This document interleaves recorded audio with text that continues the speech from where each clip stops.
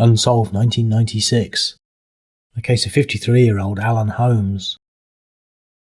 Alan Holmes was found fully clothed and tied face down to his bed in his flat at 4-6 Parkway in Camden Town by the police on the 4th of January 1996 after having been there for 10 days.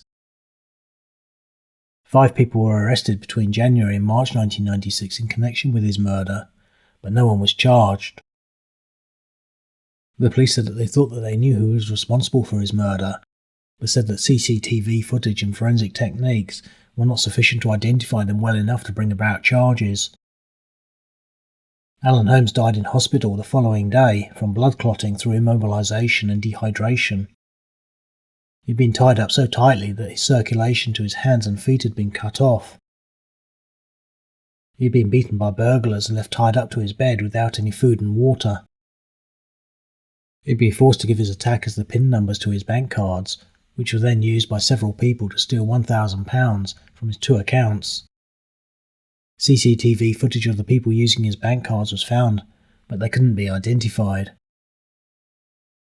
His passport, driving licence and a silver Victorian picture frame had also been stolen. Alan Holmes had been a civilian police mechanic at Kentish Town Police Station. He was last seen on Christmas Day when he had dinner with friends in West London who later dropped him off at his flat. It was thought that he'd been broken into by burglars in the early hours of Boxing Day. After he was left, his cries had gone unheard at his flat, and it was not until he was missed from work on the 2nd of January 1996 that anyone noticed anything.